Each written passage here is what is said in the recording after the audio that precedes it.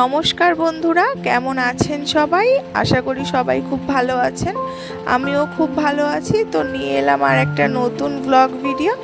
তো এই দেখুন, আবারও একটা বিয়েবাড়ির নিমন্ত্রণ পড়েছে, তো তারই প্রস্তুতি শুরু করে দিয়েছি। এটা হচ্ছে বিয়েবাড়ি যাওয়ার আগের দিন। তো বিয়েবাড়ি যাব, একটু সাজুগুজু করব না তা কি হয়? তাই এই যে নিজের হাতে সুন্দর করে একটু মেহেন্দি করে নিলাম।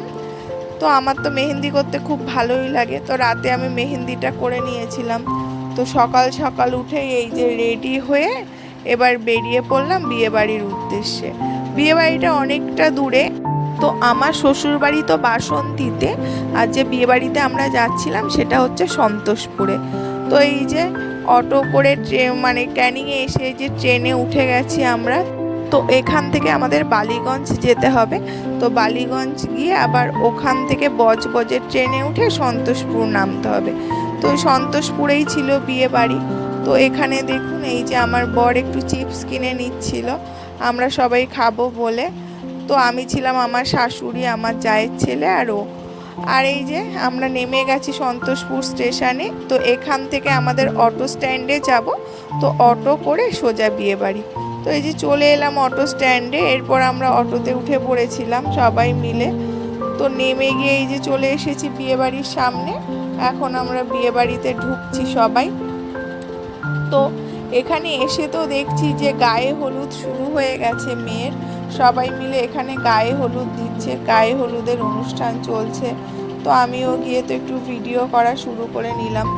যেখানটায় সব আত্মীয়রা, দাদা টাদা সবাই মিলে মেয়ের গায়ে হলুদ দিচ্ছে।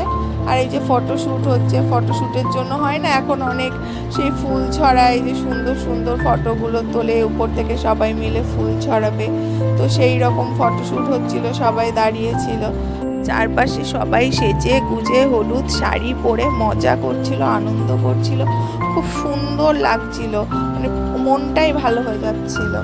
কিন্তু একটাই খারাপ, ওই দিন ওয়েদারটা খুব বাজে ছিল, 9ই মে। আর প্রচুর বৃষ্টি, চারিদিকে জল দাঁড়িয়ে গেছিল। আর এই যে এখান থেকে কতটা বোঝা যাচ্ছে আমি জানি না, কিন্তু চারিদিকে জল দাঁড়িয়ে গেছে, এত বৃষ্টি। আমরা তো ওই মানে যে ভিলাতে বিয়ে হচ্ছিল সেখান থেকে যেতেই পারছিলাম না বাড়িতে। তারপরে অনেক কষ্টে গিয়ে রেডি হয়ে অনেক কষ্টে প্রায় ভিজতে ভিজতে এসেছি। তো এসে একটু ঘুরে টুরে নিয়ে তারপরে স্টার্টার খাচ্ছিলাম। এখানটা আমি তেমন কিছুই নয়, শুধু একটুখানি লস্যি খেয়ে নিচ্ছিলাম, কারণ গরম লাগছিল খুব। তো তারপরে যেখানটায় মেয়ে বসেছিল ওখানে গেছি। তো ওখানে তো এখন আশীর্বাদ চলছে মেয়ের। তো ওখানটায় ওর শ্বশুরবাড়ি থেকে লোকজন এসে আশীর্বাদ করছে। তো প্রথমেই দেখুন ওর শ্বশুর ওকে আশীর্বাদ করে নিচ্ছে। তো তারই খানিকটা ভিডিও করে নিলাম। বেশ ভালো লাগছিল, খুব মিষ্টি লাগছিল ওকে সাজানোর পরে। ক্যামেরায় কতটা বোঝা যাচ্ছে জানি না, কিন্তু সামনে থেকে খুব মিষ্টি লাগছিল। আর ওকে দেখতেও খুব মিষ্টি, মানে খুব মিষ্টি ওকে দেখতে। তারপরে তো বরের কাছে চলে গেলাম। তো গিয়ে দেখলাম তো এখানে বিয়ে শুরু হয়ে গেছে। বর তো এখানে বিয়েতে বসে পড়েছে। তো এই যে বরের সামনে ক্যামেরা ধরতে একটু হাসি ভাবে একটু পোজ দিয়ে দিল। আর খুব মিষ্টি, বড় খুব মিষ্টি। তো এই যে এরপরে শুরু হলো শুভ দৃষ্টি। তো শুভ দৃষ্টির জন্য তো মেয়েকে আনা হলো। তো তা প্রথমেই তো 7 পাক যে ঘুরিয়ে নেওয়া হয়, তো সেটাই ঘুরিয়ে নেওয়া হচ্ছিল ছেলের চারপাশে।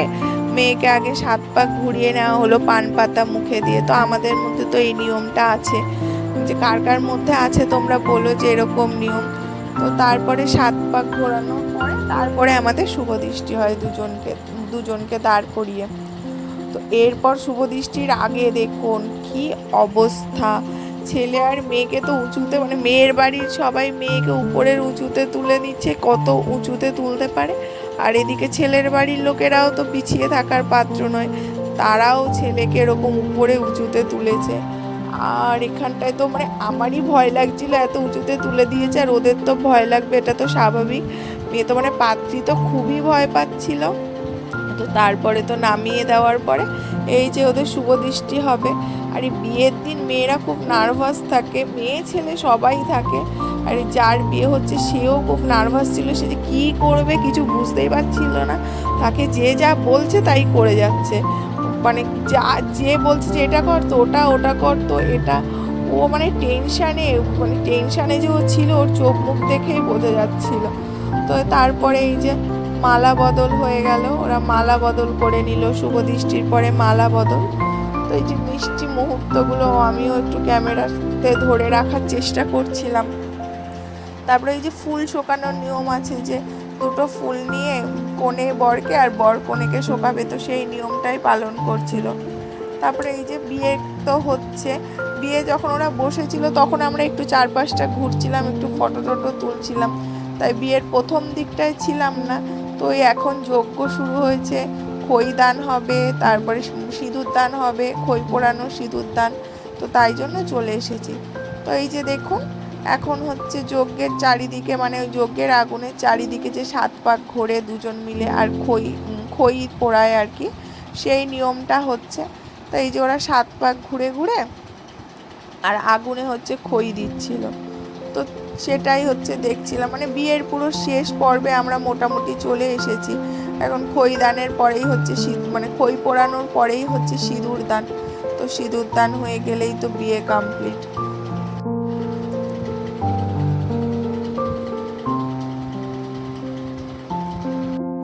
তো 6 বার হচ্ছে হাত দিয়ে খই ফেলার পরে লাস্টবার ওরা কুলো করে খইটা ফেলেছিল আগুনে, তো এটা তো শেষবার, তাই জন্য তো হয়ে গেল খই পোড়ানোর পর্ব।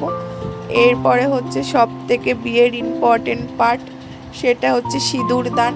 তো সিঁদুর দানের আগে তো এই যে একটু প্রস্তুতি পর্ব চলছে, যে ওর মাথার টিকলিগুলো সব খুলে দেওয়া হয়েছিল, শাড়ি টাড়িগুলো সব লজ্জা বস্ত্রের শাড়ি টাড়িগুলো সব ঠিক করে দেওয়া হচ্ছিল, যে সিঁদুর পরানোর পরে তো মাথাটা ঢেকে দিতে হয়, তো তাই জন্যই আর কি। তো এই যে দেখুন সব থেকে সুন্দর মুহূর্ত, এটা হচ্ছে বিয়ের সব থেকে সুন্দর মুহূর্ত, যেটা মানে যার পরে মেয়েদের জীবনটাই পুরো পাল্টে যায়, মানে মুখের সাথে মুখটাও যেমন পাল্টে যায়, সাথে সাথে জীবনটাও পাল্টে যায়। তো এই যে হয়ে গেল সিঁদুর দান কমপ্লিট, আর দেখুন সিঁদুর পরানোর পরে কি মিষ্টি লাগছে ওর মুখটা। প্রতিটা মেয়েরই দেখেছি যে সিঁদুর দানের পরে পুরো মুখটাই পাল্টে যায়, পুরো লুকটাই যেন মানে পুরো চেঞ্জ হয়ে যায়, এত মিষ্টি লাগছিল। তো এরপরে তো অনেক রাত হয়ে গেছে, আমরা চলে গেছিলাম খাওয়া দাওয়া করতে। তো খাওয়া দাওয়ার তো প্রচুর আইটেম ছিল, আর অত রাতে সত্যি বলতে আর খাওয়ারও সেরকম ইচ্ছা ছিল না, তাই আমি তো ওই একটা হচ্ছে বাটার নান নিয়েছিলাম, আর একটা বাটার ফ্রাই, আর অল্প একটু রাইস, আর একটা মাছ আর মাটন, এই 2 পিস মাটন এই খেয়েছিলাম টোটাল। আসলে সত্যি কথা বলতে অত রাত হয়ে গেছে, আর খেতে যেন খাওয়ার সেই ইচ্ছাই ছিল না, তো রান্না বান্না তো খুব দারুণই হয়েছিল। আর এই যে ছিল আমের চাটনি আর পাঁপড়, এটা তো আমাকে খেতেই হবে, আর কিছু খাই আর না খাই। আর মিষ্টির মধ্যে ছিল বেক রসগোল্লা আর সন্দেশ, আর মিষ্টিগুলো না খুব দুর্দান্ত ছিল, মানে দুর্দান্ত স্বাদের মিষ্টি। আর ছিল আইসক্রিমটা আমি নিয়েছিলামই ঠিকই, কিন্তু খেতে আর পারিনি। তো এই তারপরে দেখুন এই যে বিয়েবাড়িতে আমরা একটু ফটোশ্যুট করেছিলাম নিজেরা, তো মানে নিজেদের যে সেলফিগুলো তুলেছিলাম, সেগুলো ভাবলাম একটু আপনাদের সাথে শেয়ার করি, দেখে বলবেন যে আমাদের দুজনকে কেমন লেগেছে। তো তাই আপনাদের সাথে শেয়ার করার জন্য ফটোগুলো দিয়ে দিলাম। তো এরপরে তো পরের দিন সকালবেলায় যে দেখুন রেডি হয়ে গেছে মেয়ে, যে এবার আশীর্বাদ পর্ব চলছে। আর পরের দিন সকালবেলা ওকে আমি রেডি করে দিয়েছিলাম, মানে সাজিয়ে গুজিয়ে দিয়েছিলাম।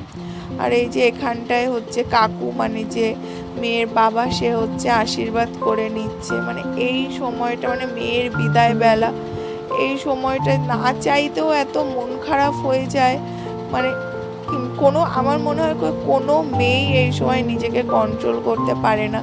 যার বিয়ে হয়ে গেছে আরও এই হচ্ছে গিয়ে মানে মোমেন্টগুলো দেখলে তার নিজের লাইফের ঘটাও এই সময়গুলোর কথা মনে পড়ে যায়, আর চোখ তো আমার মনে হয় সবারই ভিজে আসে। তো এই যে মা বাবা সবার আশীর্বাদের পর এবার বাড়ি থেকে বেরোবে, তো এই সময় হচ্ছে ঠাকুর ঘরে নমস্কার করে আসার পর ওর একটা ডগই ছিল, মানে ওরা তো অবলা পশু, ওদের তো অন্যরকম মায়া, ও বুঝতে পারছিল যে দিদি চলে যাবে, ও তো ডেকে পাগল হয়ে গেছিল। তারপরে ওকে নিয়ে এসেছে, ওকে আদর টাদর করে দিল ভালোবেসে দিয়ে। তারপরে এই যে নিচে নামলো, গাড়িতে উঠছে এবার। চলে যাবে বলে। মানে এই সময় তো সব স্বাভাবিক, সবাই খুবই কান্নাকাটি করছিল। আর কি হবে, যেতে তো হবে, এটাই তো নিয়ম। মেয়েদের জীবনে তো এটা ঘটবেই, প্রতিটা মেয়ের জীবনে। এখান থেকে তো আর কিছু করার নেই আমাদের।